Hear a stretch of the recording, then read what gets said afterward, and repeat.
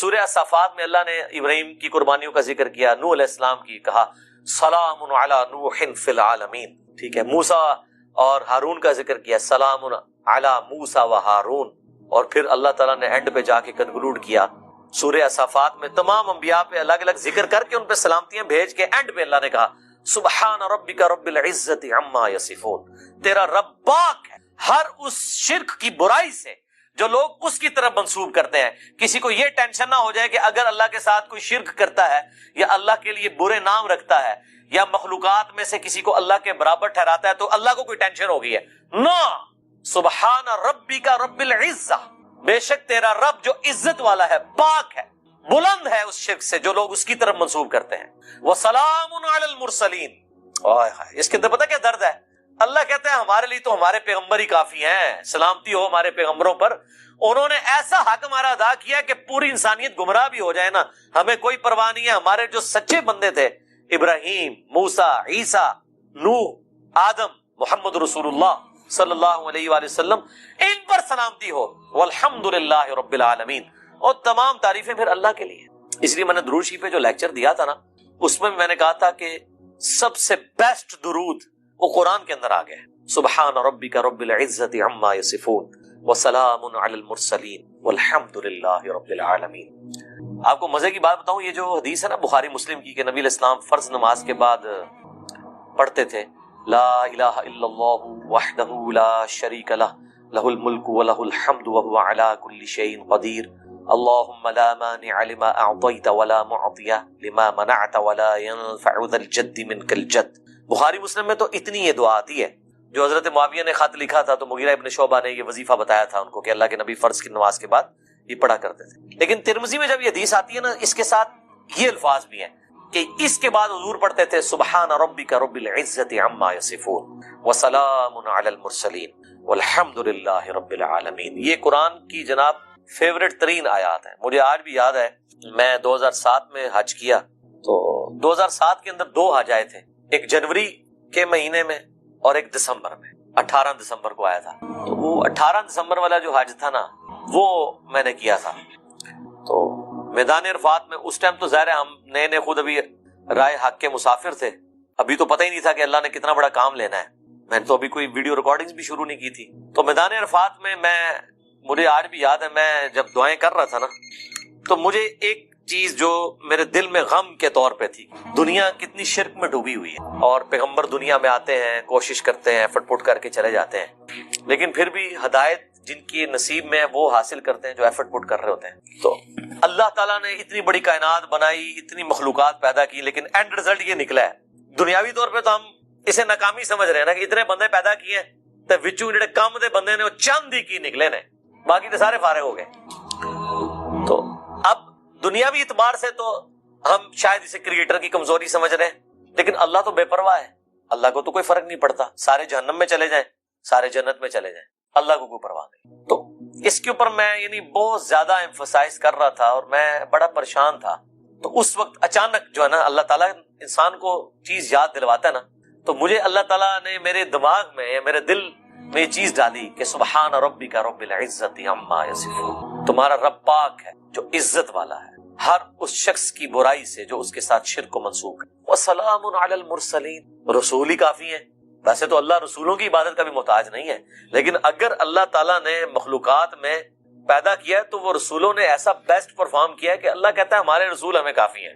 والحمد للہ رب العالمین، تعریفیں تو ساری اللہ کے لیے۔ تو میں نے پھر اس وظیفے کو ہمیشہ حرز جان بنا کے رکھا ہے۔ میں ہمیشہ کوشش کرتا ہوں کہ میں اپنی ہر نماز کی پہلی رکعت میں یہ سورہ فاتحہ کے بعد پڑھوں، سبحان ربک رب العزت عما یصفون وسلام علی المرسلین والحمد للہ رب العالمین۔ میں نہیں سمجھتا کہ اس سے بیسٹ الفاظ میں آپ اپنے رب کی طرف رجوع لا سکتے ہیں۔ ساری گمراہیاں، سارے شرک اللہ کو کوئی نقصان نہیں پہنچا سکتے۔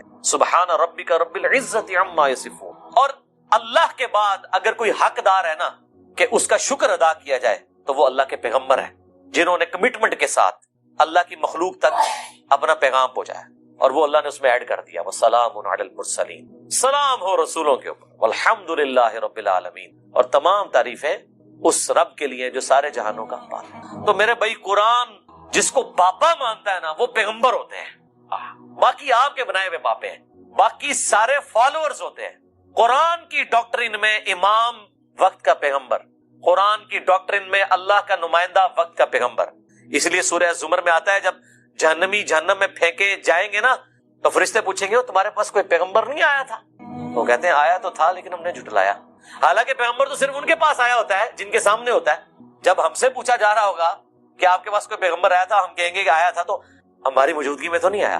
اللہ جس کو امام ڈکلیئر کیے ہوئے وہ وقت کا پیغمبر ہوتا ہے، چاہے آپ نے اسے دیکھا ہے یا نہیں دیکھا، آپ اس کی زندگی میں ہیں یا نہیں ہے. آپ کے لیے جس کو اللہ نے پیغمبر بنایا ہے. پہلی حدیث صحیح بخاری اور صحیح مسلم دونوں میں موجود ہے. صحیح مسلم میں ذرا تفصیل کے ساتھ ہے. اللہ کے محبوب صلی اللہ علیہ وآلہ وسلم نے فرمایا کہ تم میں سے جو شخص اذان کی آواز سنے تو جو مؤذن کہتا ہے وہ انہی کلمات کو ریپیٹ کرے اور پھر اس کے بعد مجھ پر ایک دفعہ درود شریف پڑھے. جو ایک دفعہ درود شریف پڑھے گا اللہ تعالیٰ اس پر 10 دفعہ درود بھیجے گا، یعنی 10 رحمتیں نازل فرمائے گا. اس کے بعد اللہ کے حضور میرے لیے مقام وسیلہ کی دعا مانگو. وسیلہ جنت میں ایک مقام ہے جو اس کائنات میں ایک شخص کو ملے گا اور میں اللہ سے امید کرتا ہوں وہ ایک شخص میں ہوں، نبی علیہ السلام نے فرمایا. اور پھر آپ علیہ السلام نے ہمارے لیے خوشخبری فرمائی کہ جو یہ عمل کرے گا قیامت والے دن میری شفاعت اس کے لیے حلال ہو جائے گی انشاءاللہ تعالی. اللہم اجعلنا منہم. تو شفاعت رسول صلی اللہ علیہ وآلہ وسلم حاصل کرنے کا وظیفہ اذان کا جواب دینا ہے، یعنی اذان کے کلمات ریپیٹ کرنے ہیں. اس میں حی علی الصلاۃ حی علی الفلاح پر آپ لا حول ولا قوۃ الا باللہ پڑھیں، یہ بھی جواب ہے، اور یہی کلمات ریپیٹ بھی کر سکتے ہیں. باقی جو مؤذن کہہ رہے ہیں وہ آپ کہیں. اس کے بعد ایک دفعہ درود شریف، پھر الوسیلہ والی دعا. مسلم شریف میں وہ دعا نہیں آئی لیکن بخاری میں وہ دعا بھی آئی ہے. پھر اللہم رب هذه الدعوة التامة والصلاة القائمة آت محمدا الوسیلة والفضیلة وابعثه مقاما محمودا الذی وعدته وارزقنا شفاعته یوم القیامہ. یہ بیچ میں خود سے ایڈ کر دیا ہوا ہے، وعدتا تک ہے. اس کے بعد انک لا تخلف المیعاد، یہ بخاری میں موجود نہیں لیکن سنن کبریٰ البیہقی میں صحیح سند کے ساتھ موجود ہے. انک لا تخلف المیعاد وہ پڑھ لیں، بہتر ہے. وعدتا تک پڑھ لیں تب بھی دعا مکمل ہے. باقی جو خود سے لوگوں نے بیچ میں ایڈ کیے ہیں الفاظ وہ احادیث میں موجود نہیں ہے. ہم ایک ایک حدیث ڈسپلے کروا دیں گے تاکہ اگر کسی کو وہ دعا یاد نہیں ہے تو وہ امیج اس کا لے کر وہ دعا یاد بھی کر سکتا ہے. شفاعت رسول صلی اللہ علیہ وآلہ وسلم حاصل کرنے کا نسخہ یا وظیفہ. اب اس حدیث سے یہ بات پتہ چلی کہ اذان کے بعد درود شریف پڑھنا یہ نبی علیہ السلام نے مشروع فرمایا ہے، تعلیم فرمایا ہے. اذان کے بعد درود پڑھنا سنت ہے لیکن اذان کے ساتھ نہیں، اذان مکمل ہونے کے بعد. اذان سے پہلے درود پڑھنا اور اسے بالکل جوڑ دینا، اور وہ بھی صرف اس وقت پڑھنا جب سپیکر آن ہو، سپیکر آف ہو، بجلی گئی ہوئی ہو. تو چونکہ کوئی سننے والا نہیں ہے اس لیے صرف اذان کہنا اور درود شریف چھوڑ دینا، اس کا مطلب یہ ہے کہ ایک فرقہ واریت کی نظر ہے چیز. صحیح مسلم کی شرح لکھی ہمارے استاد غلام سعود سعیدی صاحب نے رحمہ اللہ تعالی، بریلوی عالم تھے. انہوں نے ڈھکے چھپے الفاظ میں بریلویوں کی خود مذمت کر دی. اس حوالے سے انہوں نے کہا کہ حضرت بلال حبشی رضی اللہ تعالیٰ عنہ ہم سے بڑے عاشق رسول تھے، صحابہ تابعین ہم سے بڑے عاشق رسول تھے. وہ جب اذان دیتے تھے تو اذان سے پہلے درود و سلام نہیں پڑھا کرتے تھے، لہٰذا بہتر یہی ہے کہ اسی طریقے سے اذان دی جائے. یہ مفتی منیب الرحمان جو مفتی اعظم ہیں بریلویوں کے، ان کے مدرسے میں شیخ الحدیث تھے. میری ان سے تفصیلی ملاقات بھی ہوئی ہے 22 مارچ 2007 کو، بلکہ فجر کے فوراً بعد میری فلائٹ تھی تو میں رات کو پھر اسی مدرسے میں رکا تھا، آفس کے کام کے سلسلے میں گیا ہوا تھا. تو انہوں نے باقاعدہ شرح صحیح مسلم میں لکھا ہے کہ یہ اس طریقے سے اذان دے رہے ہیں اور اس کو عشق رسول بتا رہے ہیں، اور جو اذان نہیں دیتے انہیں وہ کہتے ہیں کوئی عشق سے محروم ہے. تو یہ بالکل غلط اپروچ ہے. البتہ اذان کے بعد درود شریف پڑھنا اور وہ بھی الوسیلہ والی دعا سے پہلے تاکہ نبی علیہ السلام کی شفاعت حاصل ہو، یہ سنت ہے. دوسری حدیث صحیح مسلم میں ہے کہ نبی علیہ السلام نے فرمایا جو مجھ پر ایک دفعہ درود پڑے گا اللہ تعالیٰ اس پر 10 دفعہ درود پڑے گا، یعنی جو میرے لیے ایک دفعہ دعائے رحمت کرے گا اللہ تعالیٰ اس پر 10 رحمتیں نازل فرمائے گا. تیسری حدیث سنن نسائی میں ہے. حضرت جبرائیل علیہ السلام رسول اللہ کی خدمت میں حاضر ہوئے اور کہا کہ آپ کا رب آپ سے فرماتا ہے کہ کیا آپ اس بات پر راضی نہیں ہیں کہ آپ کا جو بھی امتی آپ پر ایک دفعہ درود بھیجے اللہ تعالیٰ اس پر 10 دفعہ رحمت نازل فرمائے گا، اور جو ایک دفعہ سلام بھیجے گا اللہ تعالیٰ اس پر 10 دفعہ سلامتی نازل فرمائے گا۔ یہ وہ حدیث ہے جس میں درود اور سلام دونوں کا ذکر ہے، ورنہ اس سے اوپر جو 2 حدیثیں ڈسکس ہوئی ان میں صرف درود کا ذکر تھا۔ درود اور سلام انٹرچینجبل الفاظ ہیں، جس طرح اردو میں خوش و خرم، حسین و جمیل، اور قرآن میں تو صرف سلام آیا، سلام علی ابراہیم، سلام علی موسیٰ و ہارون، اور پھر اسے کنکلوڈ کیا سبحان ربک رب العزت عما یصفون وسلام علی المرسلین والحمد للہ رب العالمین۔ اور آیت درود میں بھی دیکھیں اللہ اور فرشتے درود بھیجتے ہیں، اس میں سلام کا ذکر نہیں۔ اے ایمان والو تم درود اور سلام بھیجو، تو کیا سلام کے بغیر جو اللہ اور فرشتے بھیج رہے ہیں وہ ناقص درود ہے؟ نہیں، درود اور سلام انٹرچینجبل الفاظ ہے۔ اس میں پہلے بھی بول چکا کہ نبی علیہ السلام نے فرمایا جو ایک بار درود پڑھے گا، صرف درود کا ذکر ہے، اور یہ کہتے ہیں بغیر سلام کے پڑھا تو ناقص ہوگا، بالکل جھوٹ بولتے ہو تم، اللہ کے نبی پہ جھوٹ باندھتے ہو۔ اللہ تعالیٰ اس پہ 10 رحمتیں نازل فرمائے گا، 10 گناہ معاف کر دے گا، اور اس کے 10 درجات بلند فرمائے گا۔ 5ویں حدیث جامعہ ترمذی میں ہے، نبی علیہ السلام نے فرمایا قیامت کے دن میرے سب سے زیادہ نزدیک وہ شخص ہوگا جس نے دنیا میں مجھ پہ سب سے زیادہ درود پڑھا ہوگا۔ اللہم صلی علی محمد وعلی آل محمد۔ 6ٹھی حدیث بھی جامعہ ترمذی میں ہے۔ اس حدیث کی صحت میں اختلاف ہے، چونکہ کچھ محدثین اسے صحیح سمجھتے ہیں، اس لیے میں اسے کوٹ کر رہا ہوں۔ ابی ابن کعب کہتے ہیں کہ میں نے اللہ کے نبی علیہ السلام سے عرض کیا کہ میں اپنی دعاؤں میں آپ کے لیے بھی دعائے رحمت کرتا ہوں، یعنی درود شریف پڑھتا ہوں، تو مجھے بتائیں میں اپنی دعاؤں کا کتنا حصہ آپ کے لیے دعا کیا کروں درود کی شکل میں، اور کتنا اللہ سے میں اپنے لیے دعا مانگوں؟ کیا میں اپنی دعاؤں کا 1/4 حصہ درود کے لیے مقرر کر لوں؟ نبی علیہ السلام نے فرمایا بہت اچھا ہے، لیکن اس سے بھی زیادہ کرو تو تمہارے لیے اور بہتر ہے۔ انہوں نے پھر عرض کیا یا رسول اللہ صلی اللہ علیہ وآلہ وسلم میں اپنی دعاؤں کا آدھا حصہ درود کے لیے کرتا ہوں اور آدھا باقی دعاؤں کے لیے۔ آپ نے فرمایا بہت اچھا ہے، اس سے بھی زیادہ کرو تو اور اچھا ہے۔ پھر انہوں نے کہا میں اپنی دعاؤں کا 3/4 حصہ درود شریف پڑھا کروں گا اور 1/4 باقی دعائیں کر لیا کروں گا۔ آپ نے فرمایا یہ تو بہت اچھا ہے، اس سے بھی زیادہ کرو تو تمہارے لیے اور بہتر ہے۔ اب اس کے بعد تو پھر انہوں نے کہا یا رسول اللہ پھر تو میں صرف درود ہی پڑھا کروں گا۔ تو آپ نے فرمایا اگر تم صرف درود ہی پڑھو گے تو اللہ تعالیٰ تمہاری ساری دعائیں بھی قبول کر لے گا اور تمہارے گناہوں کی بھی مغفرت کر۔ سنن نسائی میں حدیث ہے، انٹرنیشنل نمبر کے مطابق 1293 اور ایک نمبرنگ کے مطابق ہے 1292۔ یہ مجھے زبانی یاد ہے نمبر، 12 نبی علیہ السلام کی نسبت سے اور 92 محمد کی وجہ سے 1292۔ سنن نسائی زید ابن خارجہ سے نبی علیہ السلام نے فرمایا مجھ پہ درود پڑھنا لازم کر لو اور اپنی دعاؤں میں پڑھا کرو اللہم صلی علی محمد وعلی آل محمد۔ یہ سنی شیعہ دونوں کے ہاں پڑھا جاتا ہے۔ اس کے علاوہ بخاری اور مسلم میں درود ابراہیمیہ ہے جو ہم نماز میں پڑھتے ہیں، یہ بھی ثابت ہے۔ باقی جتنے بھی درود ہیں اسی سے ملتے جلتے ہیں۔ صلی اللہ علیہ وآلہ وسلم یہ بھی نبی علیہ السلام سے ثابت ہے، صحیح مسلم میں حضرت عیسیٰ علیہ السلام کے لیے آپ نے کہا وَنُزُولِ عِیسَى ابْنَ مَرْیَمَ صلی اللہ علیہ وسلم وآلہ وسلم کے ساتھ پڑھنا بہتر ہے، کیونکہ نبی علیہ السلام نے اسی کی ترغیب دی۔ درود ابراہیمی میں بھی دیکھیں باقی درود۔ اب رہا مسئلہ کتنی تعداد میں پڑھا جائے، جتنی حسب توفیق ہو۔ مجموع الزوائد میں ایک صحیح سند کے ساتھ حدیث موجود ہے سنن طبرانی کے ریفرنس سے کہ جو شخص صبح کے وقت 10 دفعہ دروشی پڑھ لے اور 10 دفعہ شام کے وقت، قیامت والے دن اسے میری شفاعت نصیب۔ تو یہ بڑا آسان ہے، 10 دفعہ اللہم صلی علی محمد وعلی آل محمد پڑھنے میں کتنا ٹائم لگتا ہے؟ باقی اللہ تعالیٰ نے ڈیٹم لیول کے اوپر تو آپ پہ ویسے ہی یہ لازمی کر دیا ہے۔ نماز میں ہم دروشی پڑھ ہی رہے ہوتے ہیں، ہر نماز میں پڑھ رہے ہوتے ہیں، دروشی کے بغیر تمہاری نماز ہی مکمل نہیں ہوتی۔ اور ہماری نماز تو ہم تو دعائے قنوت کے بعد بھی دروشی پڑھتے ہیں، صحیح سند سے ثابت ہے۔ نماز جنازہ میں بھی دروشی پڑھتے ہیں، ہر جگہ درود شریف، مسجد میں داخل ہوتے وقت درود شریف، وہ حدیثیں موجود ہیں، وہ میں نے اس لیکچر میں ساری حدیثیں بتائی ہیں۔ ہر خطبے کے آغاز میں درود شریف، جس مجلس میں نبی علیہ السلام کا ذکر ہو وہاں پہ درود شریف۔ مولا علی علیہ السلام سے حدیث ہے جامعہ ترمذی میں صحیح سند کے ساتھ کہ نبی صلی اللہ علیہ وآلہ وسلم نے فرمایا وہ شخص کنجوس ہے جس کے سامنے میرا ذکر ہو اور مجھ پر درود نہ پڑھے، اللہم صلی علی محمد وعلی آل محمد۔ اور ترمذی میں ایک حدیث ہے وہ شخص تباہ و برباد ہو جائے جس کے سامنے میرا ذکر ہو اور مجھ پر درود شریف نہ پڑھے، اللہم صلی علی محمد وعلی آل محمد۔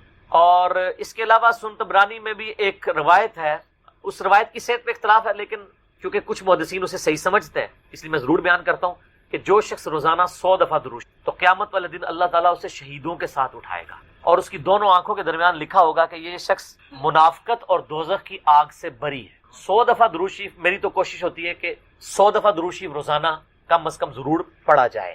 اگر کوئی روزانہ نہیں پڑھ سکتا 10 دفعہ تو پڑھ لیں۔ اور نبی علیہ السلام کے آپ اکثر وظائف دیکھیں گے وہ 100 دفعہ ہی ہیں، اکثر وظائف جو زیادہ تعلیم کیے گئے. جیسے بخاری مسلم میں حدیث ہے کہ جو شخص 100 دفعہ پڑھ لے سبحان اللہ و بحمدہ تو اس کے سارے گناہ معاف کر دیے جائیں گے، چاہے سمندر کی جھاگ کے برابر ہو. اور جو شخص صبح و شام 100 دفعہ یہی پڑھے تو قیامت دن اس سے بڑھ کے کوئی عمل نہیں لے کے آ سکتا، سوائے اس کے کہ جو اس سے زیادہ وہ کلمات پڑھ لے. 100 کا ہے. پھر بخاری میں 70 دفعہ استغفار کا ذکر ہے. پھر تسبیح فاطمہ بھی جو ہے 100 دفعہ ہے، 33 دفعہ سبحان اللہ، 33 دفعہ الحمدللہ، 34 دفعہ اللہ اکبر، یا 33 دفعہ اللہ اکبر اور 100 کا عدد پورا کرنے کے لیے بخاری مسلم میں آتا ہے لا الہ الا اللہ وحدہ لا شریک لہ لہ الملک ولہ الحمد وہو علی کل شیء قدیر. تو یہ سارے 100 والے ہیں. زیادہ تو آپ جتنا مرضی پڑھیں. جامعہ ترمذی میں حدیث ہے قیامت والے دن میرے سب سے زیادہ نزدیک وہ شخص ہوگا جس نے دنیا میں مجھ پہ سب سے زیادہ درود شریف پڑھا ہوگا. اللہم صلی علی محمد وعلی آل محمد. تو سب جتنا گڑ ڈالیں گے اتنا میٹھا ہوگا. درود شریف جتنا پڑھیں اتنا ہی کم ہے. نبی علیہ السلام کے قرب کا ذریعہ ہے. لیکن صرف درود شریف پہ زور ہو، نبی علیہ السلام کی تعلیمات پہ زور نہ ہو تو یہ غلط. درود شریف کے لیے باوضو ہونا بھی شرط نہیں. یہ اللہ کا ذکر ہے اور ایسا ذکر ہے جس کے لیے کوئی پروٹوکول نہیں. وضو پروٹوکول ہوتا ہے نماز پڑھنے کا. عام اذکار کے لیے کوئی وضو پروٹوکول نہیں ہوتا. ویسے آپ نے رکھنے وہ ضرور کریں، لیکن ادروائز ان اذکار کا کوئی پروٹوکول اس حوالے سے نہیں ہوتا. تو میری خواہش یہ ہے کہ آپ روزانہ کم از کم 100 دفعہ ضرور درود شریف پڑھیں. اگر نہیں پڑھ سکتے تو صبح فجر کے بعد 10 دفعہ اور 10 دفعہ مغرب کے بعد صبح شام 10 دفعہ پڑھ لیں تاکہ شفاعت رسول صلی اللہ علیہ وآلہ وسلم حاصل ہو. پھر مسلم شریف میں حدیث ہے، بخاری میں بھی کچھ حصہ ہے کہ جو اذان کا جواب دے، یعنی وہی مؤذن والے کلمات ریپیٹ کرے، اس کے بعد مجھ پہ درود شریف پڑھے اور الوسیلہ والی دعا مانگے تو میری شفاعت اس کے لیے حلال ہو جائے گی. وہاں بھی درود شریف ہے. صحیح مسلم میں حدیث ہے جو ایک دفعہ 10 درود شریف پڑھے گا اللہ تعالیٰ اس پہ 10 رحمتیں نازل فرمائے گا. سنن نسائی میں حدیث ہے جو ایک دفعہ درود شریف پڑھے گا اللہ تعالیٰ اس پہ 10 رحمتیں نازل فرمائے گا، اس کے 10 درجات بلند کر دے گا، اسے 10 نیکیاں عطا فرمائے گا، اس کے 10 گناہ معاف کر دے گا. کتنی بڑی فضیلت ہے سر. اتنی بڑی فضیلت مجھے بتائیں کس عمل کی ہوگی؟ نفلی عبادات میں افضل ترین عبادت درود شریف. اچھا یہ درود شریف اللہ کی عبادت ہے کیونکہ آپ رجوع اللہ کرتے ہیں. اللہم صلی علی محمد وعلی آل محمد. یہ جو جمعے کے دن کے وظائف ہیں نا، اب وہ آپ یعنی غروب آفتاب جمعرات والے دن اس سے لے کے جمعے کی مغرب تک کر سکتے. یہ نہیں ہوتا کہ جمعے کے دن کوئی کرنا ہو. تو جمعے والے دن درود شریف پڑھنے کی فضیلت ہے. ابو داؤد کے اندر اور ترمذی کے اندر، سنن نسائی میں، ابن ماجہ میں حدیث ہے کہ نبی صلی اللہ علیہ وآلہ وسلم فرمایا کہ جمعے کا دن تمام دنوں کا سردار ہے. اسی دن آدم علیہ السلام پیدا ہوئے، اسی دن وہ فوت ہوئے، اسی دن پہلا سور پھونکا جائے گا، دوسرا سور پھونکا جائے گا، قیامت قائم ہوگی. تم جمعے والے دن مجھ پہ کثرت سے درود پڑھو، تمہارا درود مجھ پر پیش کیا جائے گا. تو صحابہ کرام نے جرت کر کے پوچھا یا رسول اللہ صلی اللہ علیہ وسلم جب آپ مر جائیں گے اور آپ کی ہڈیاں مٹی میں مل جائیں گی. سر یہ صحابہ کے الفاظ ہیں جب تک 295C نہیں تھی، ورنہ آج کل تو کوئی سوال کر سکتا ہے. صحابہ پہ اللہ کی کروڑوں رحمتیں وہ سوال کیے تو ہمیں عقیدے پتہ چلے. تو نبی علیہ السلام نے فرمایا کہ ان اللہ حرم علی الارض ان تاکل اجساد الانبیاء، بے شک اللہ نے مٹی پہ حرام کر دیے کہ نبیوں کے جسموں کو کھائے. تو نبیوں کے جسم سلامت ہیں قبروں کے، ان پر درود شریف پیش ہوتا. تو جمعے والے دن درود شریف کی ایک خاص فضیلت ہے. جمعے والے دن ضرور 100 بار پڑھ لیا. نبی علیہ السلام کی بارگاہ میں درود شریف پیش ہو رہا ہوتا ہے. وہ سنن نسائی میں حدیث ہے نا، زمین پہ کچھ فرشتے سیاحت کرتے ہیں، میرے امتیوں کا سلام مجھ تک پہنچاتے ہیں. اور میں نے دیکھا ہے کہ یہ حقیقت بات ہے. مسلمانوں کے جتنے مکاتب فکر ہیں ان میں سے 2 مکاتب فکر میں نے درود شریف کا بہت اہتمام دے. نبی علیہ السلام کا مبارک ذکر کرتے ہیں. پہلے نمبر پہ شیعہ حضرات کو کہ وہ درود شریف کا بہت اہتمام، اور دوسرے نمبر پہ اہل حدیث. آپ عرب میں چلے جائیں، آپ وہاں پہ عربی خطبے سنیں ان کے جمعوں کے.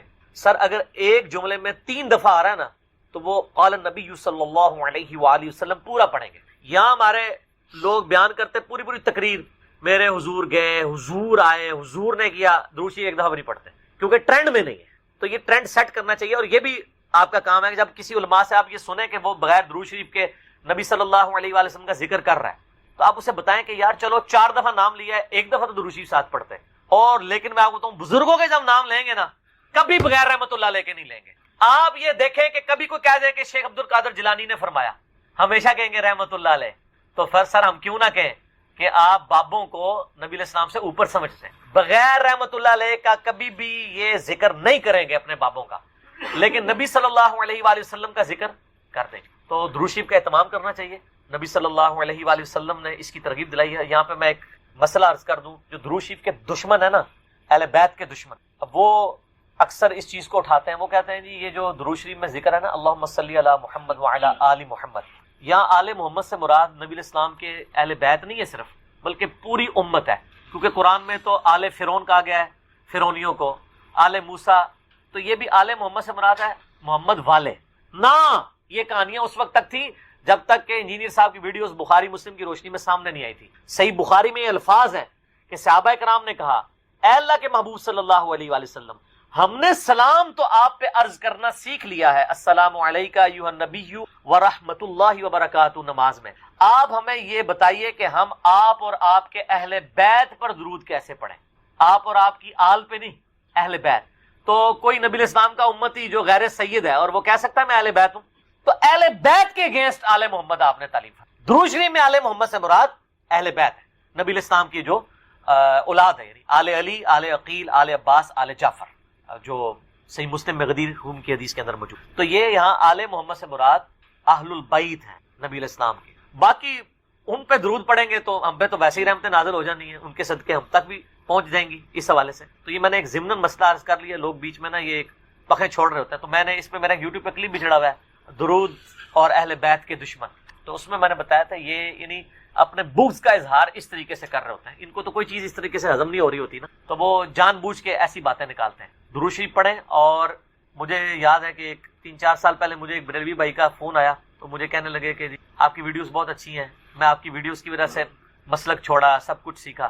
آپ سے ایک ریکویسٹ کرنی ہے کہ آپ جب درود شریف پڑھتے ہیں نا تو آپ صلی اللہ علیہ وآلہ وسلم پڑھا کریں. تو آپ میری پرانی ویڈیوز دیکھیں تو اس میں صلی اللہ علیہ وسلم ہوتا تھا. تو میں نے اس کا پھر یہ مشورہ مانا، تو پھر میں نے آہستہ آہستہ اپنے آپ کو اس کا عادی کیا کہ وآلہ وسلم بھی کہا جائے، کیونکہ نبی صلی اللہ علیہ وآلہ وسلم کو یہ چیز پسند ہے کہ آپ صلی اللہ علیہ وآلہ وسلم کے اہل بیت کا ذکر کیا جائے. اس لیے درود ابراہیمی میں بھی اہل بیت کا ذکر کیا گیا ہے. اچھا، درود ابراہیمی میں بعض لوگ کہتے ہیں یہ جو آل ابراہیم کا ذکر ہے تو آپ یہودیوں پہ درود پڑھ رہے ہوتے ہیں. نہیں سر، یہودیوں میں کہاں درود ہے؟ اس میں ہے کہ اے اللہ درود بھیج محمد صلی اللہ علیہ وآلہ وسلم اور ان کی آل یعنی اہل بیت کے اوپر جیسا کہ تو نے رحمت بھیجی تھی. مثال ہے، اب والا یہودی تو ہے ضربت علیہم الذلہ والمسکنہ، یہ تو مغضوب علیہم ہے، یعنی مراد وہ جو اہل توحید تھے بنی اسرائیل میں سے. کون؟ حضرت موسیٰ علیہ السلام، عیسیٰ علیہ السلام، یعقوب علیہ السلام، یوسف علیہ السلام، جن پہ اولاد ابراہیم تو یہ ہے نا. وہ تو اولاد ابراہیم نہیں ہے نا جس نے ابراہیم والے کام ہی چھوڑ دیے. وہ تو قرآن میں آیا کہ حضرت نوح علیہ السلام نے کہا یا اللہ یہ میرا بیٹا ہے. اللہ فرمایا اس کے تو اعمال ہی کافر والے، تیرا بیٹا ہی نہیں، بیگوٹن سن تھا. تعلیمات پہ عمل نہ کرنے کی وجہ سے اللہ تعالیٰ نے بیگوٹن سن ہونا، سلبی بیٹا ہونے کا بھی انکار کر دیا. تو یہاں میں سیدوں سے بھی ریکویسٹ کروں گا کہ مہربانی کریں امت کے اوپر، اگر نوح علیہ السلام کا بیٹا ان کے طریقے پہ نہ چلے تو وہ ان کی آل سے فارغ ہے، اور آپ لوگ جو ہیں وہ چرچ کے اڈے چلا رہے ہوں، شراب کے ڈیرے چلا رہے ہوں. مجھے اگلے دن ایک بھائی کی کال آئی ہمارے ادھر ہی جرمنی سے، وہ خود شیعہ تھے اور وہ رونا رو رہے تھے کہ یار اس وقت اہل بیت کے خلاف ایک پوری مہم کھڑی کی گئی. آپ کو پتہ ہے نا یہاں پہ امیر شام کے نام کے نعرے بھی لگوائے گئے. تو میں نے کہا جی ہم نے تو کاؤنٹر نیریٹو کھڑا کر دیا اس کے. تو بتانے لگے ایک کسی شیعہ ذاکر پورے اس ایک کمیونٹی کے بارے میں، وہ کہتے ہیں ہم ان کو ملینز آف روپیز سالانہ دیتے تھے، لیکن بعد میں پتہ چلا کہ وہ تو شرابیں پیتے ہیں اور عیاشیاں کرتے ہیں. وہ کہتے ہیں یہ اہل بیت کے نام کے اوپر جب اہل بیت کے دفاع کی باری آئی ہے تو یہ خود کون سے کرتوت کر رہے ہیں. اب الحمدللہ اہل تشیع کے اندر بھی اویئرنیس آ رہی ہے، جیسا کہ بریلویوں کے اندر اویئرنیس آئی کہ پیروں فقیروں نے ہمیں دھوکے میں رکھا ہوا ہے، یہ ہمارے نذرانوں سے یاشیاں کر رہے ہیں. یہی آپ کو یاشیاں شیعہ کے ہاں ذاکرین میں بھی نظر آئیں گی. وہ سارے وہ والے کام کر رہے ہوں گے، اچھے لوگ بھی ہیں لیکن برے لوگ بھی بیچ میں. تو ایسے لوگوں کو ممبروں پہ نہ آنے دیں، ان لوگوں کا خرچہ نہ اٹھائیں، اور یہ جو سید کے نام کے اوپر عزتیں ویل کر رہے ہیں نا اس صورت میں کریں جب واقعی ان کے کام بھی ہوئی.